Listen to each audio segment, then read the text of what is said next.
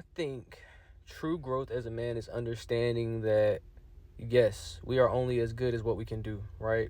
Providing, leading, etc., etc. But I think true healing for me was when I realized, like, I just wanted to make this post just to say this, because that can be draining be very draining for a man, and that can make a man feel like he has to bottle everything up. And so I feel personally, like, I'll say this: yes, we are meant to provide. We are in society. We are usually only as good as where we're at, right? The ability to provide, where we're at financially, where we're at, in terms of, uh, our economic status in society, our prestige. But I just want to make this post to let you know you still have feelings. We still have feelings. Your feelings are valid. Which of course goes back to safe spaces to express those feelings. A lot of times we want to express those feelings and confide into a female, but I guess in order to protect yourself, you must confide into a therapist. You must confide into God and take the time to meditate. Because I would never take away the fact that, yes, a lot of times men are only as good as how we provide, and it's a performative love and a provisional love. But at the same time, we bleed, we cry, we feel, and you never want to get to the point where you're only operating in the element of survival.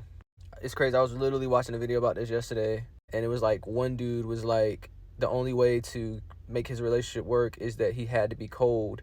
And the guy was saying, and the guy that read that was a tweet.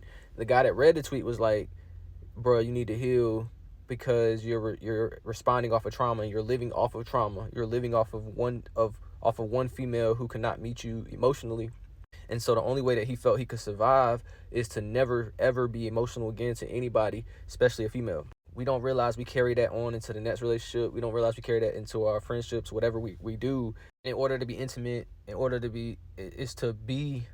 have to be mindful. The guy was saying, in order to be intimate with someone, first of all, they have to earn your vulnerability. They have to earn your intimacy, right? In order to be intimate, and you have to let someone in, but you have to look at the patterns, see the way they act. Do they deserve your vulnerability? Do they deserve your intimacy? You have to look at that first before just being vulnerable. And I have a history of doing that, right? Giving vulnerability without any type of earning of that vulnerability. If you're watching this video as a man, like, don't allow what society is saying, of course, to determine like how you move and how you act. Like, yes, you are more than just what you can do.